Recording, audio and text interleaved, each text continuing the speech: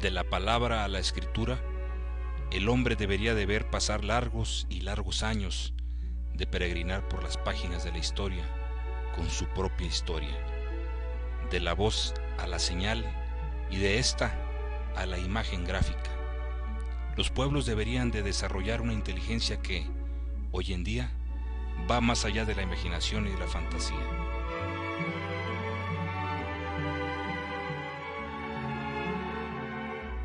Hablar por hablar, leer por leer o escribir por escribir sería abordar en el vacío una orla que no sirve para nada, que no trasciende, que no queda o que no hace huella.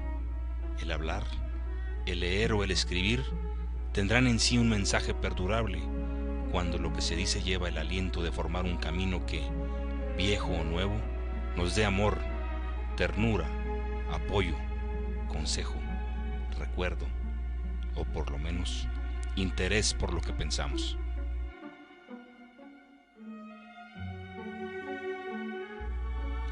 Si cuando se pelea limpio, llevando como miras el bienestar colectivo, se gana, no es justo que se cambien esas miras trastocando los triunfos para tratar de llevar agua a molinos particulares. Hay que sostener el mando en una dirigencia nombrada por consenso mayoritario, basada en normas estatutarias, bajo cánones legales.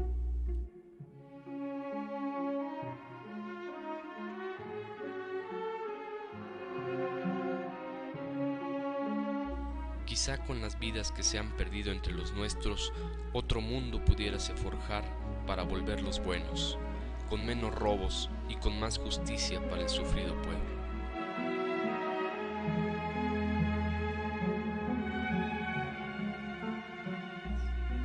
Cualquier opresión política, social, económica o cultural llevará tras de sí una reacción de violencia de igual índole, aún a pesar de los llamados de paz y concordia de aquellos que no gustan de las guerras. El mundo de hoy se debate en un conflictivo deambular en cuyos cauces se arrastran a culpables o inocentes. La ambición secular impone los yugos y con ellos se cierran los ojos a la colectividad mientras el yoísmo político impone sus fueros. Inútil es el grito lastimero de los pueblos cuando piden justicia en todos sus estratos, porque quienes la imparten solo escuchan el aullante canto de las sirenas, refugiándose entre tentadores brazos.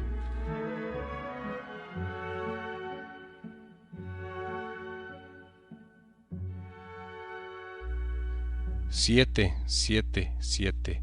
Qué extraña relación existe entre lo mágico, lo astronómico, lo matemático, lo biológico y lo religioso de este número.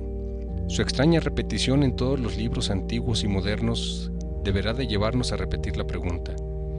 En tanto no desentrañemos su incógnita, en la que aún la propia Iglesia romana sigue inmersa cuando toma del Nuevo Testamento la sentencia: 7 cabezas, 7 jefes, 7 poderes, 7 jerarcas.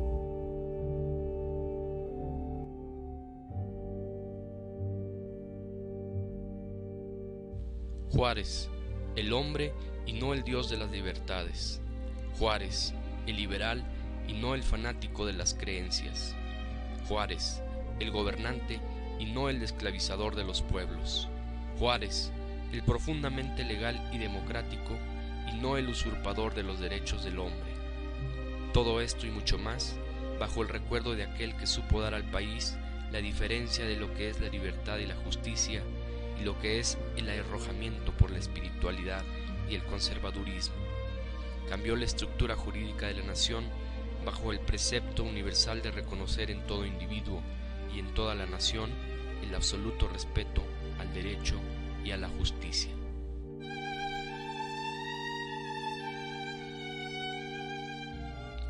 Es utópico creer que se puede integrar una sociedad perfecta, una humanidad en armonía, sin guerras, sin odios, sin rencores. Es utópico pensar que el amor de los pocos venza el rencor de los muchos, en que la pobreza de los humildes venza la riqueza de los soberbios. Es imposible lo irreal.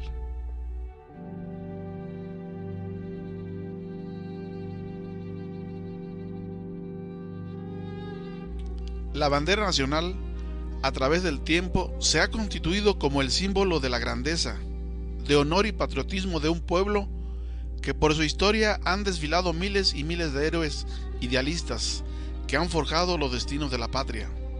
No importa su origen, sus colores se han significado por las luchas libertarias de la insurgencia, la reforma y la Constitución, en donde el pueblo mismo la llevó como señal y escudo.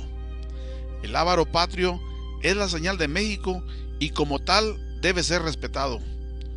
Hoy, la bandera nacional representa la mexicanidad, el patriotismo y la grandeza de un pueblo que no admite derrotas ni intromisiones extranjeras políticas, de un pueblo que ha luchado y luchará por el engrandecimiento y la paz.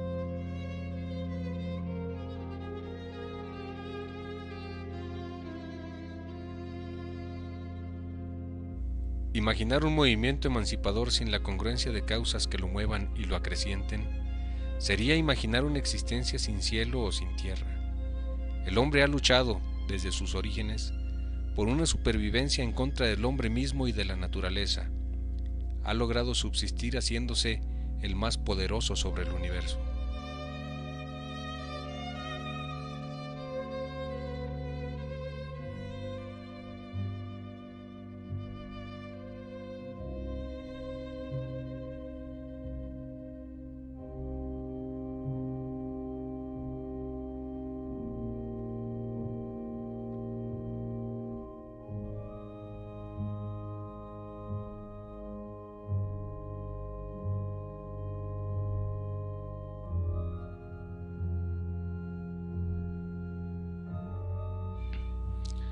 Libertad en un 1810 con Hidalgo, libertad en un 1815 con Morelos, libertad en un 1821 con Guerrero, libertad en un 1857 con Juárez, libertad en los tiempos de una revolución social en la década del 1900, libertad, libertad, libertad.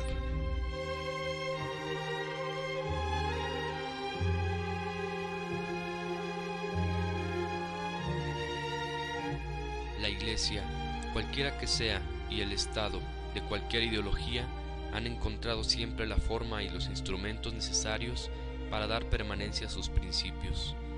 Cada cual organiza a su gente, cada cual aplica sus estrategias, cada cual se rige y rige a los demás bajo lo que le conviene.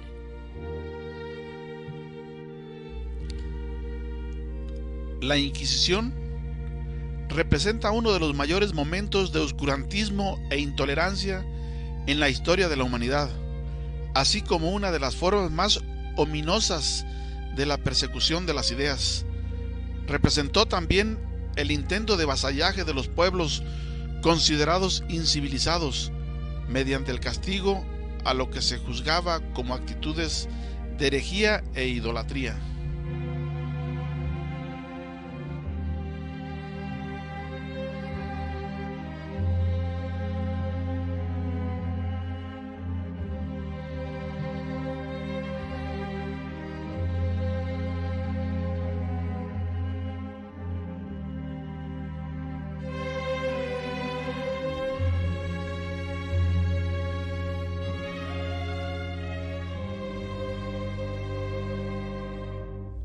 Algo falta y algo sobra en algún lugar de las casas, en algún lugar de la calle o en algún lugar de la historia. Algo falta en nuestros adentros para completar las vivencias de nuestro pasado, o el de aquellos, o el de estos, o el de alguien que vive siempre de recuerdos.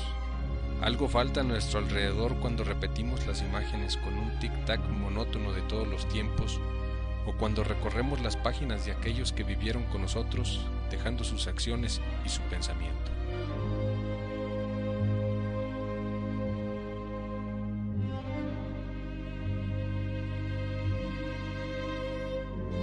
Para la historia de la masonería escocesa en San Luis, con más de 135 años de existencia, el valor de sus componentes solo se da por lo que han hecho en bien de la humanidad que los rodea o los rodeó en determinado momento. Si fueron buenos o malos, no nos es dable juzgarlos a la luz pública, pues nuestra propia conciencia nos reprocharía el no poder entender, o entender que el hombre no es perfecto y que aún seguimos buscando la rectitud.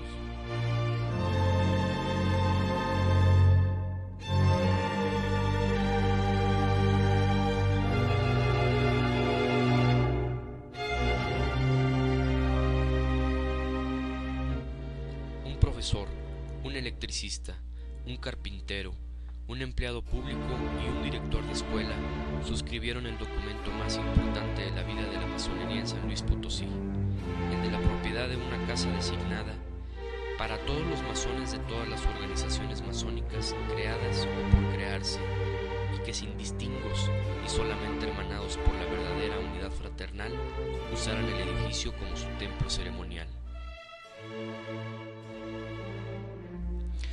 En toda civilización se presentan etapas de desarrollo que en sus aspectos diferenciales enclavan características especiales, discordes o acordes unas con otras, que deben ser presentadas por separado.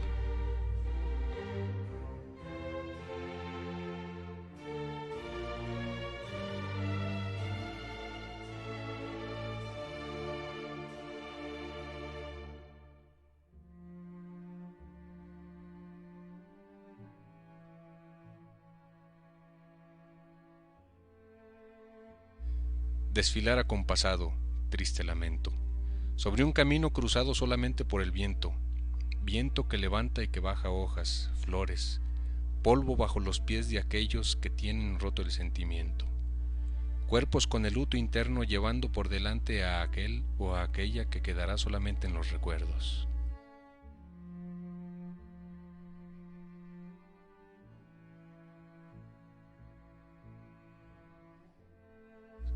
Lo real, lo viviente, lo que existe, es una fuerza vivencial de repetición de hechos en los que se pierde lo humano para transfigurarse en lo intangible, volviendo espíritu lo que ayer fue materia. Pérdida de sentimiento para aquellos que quedan vivos olvidándose de los muertos. Cumplimiento de la herencia cuando solamente se sepulta a los nuestros, olvidándose de ellos en un sacrílego aplicar de los recuerdos. Tumba sin señal de nada, suelo que al quedar parejo solo espera la llegada de otro cuerpo que se confundirá con el polvo de los tiempos. Tumbas que olvidó la existencia humana, quizá porque ya no hay ramaje descendiente o ascendente que recuerde el nombre de aquel o aquella que olvidó el lamento.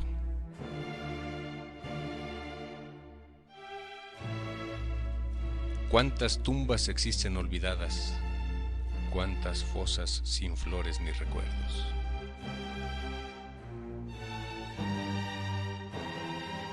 Aún en San Luis hay cientos de curiosidades contadas a diario por quienes se adentran en los recovecos de los antiguos libros, de sus vetustas calles o de sus carcomidos corazones. Eso queda, como yo, en la curiosidad de la historia.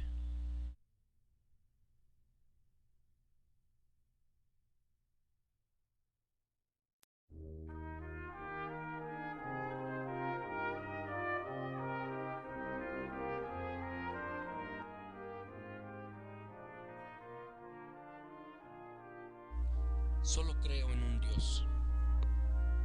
¡El mío!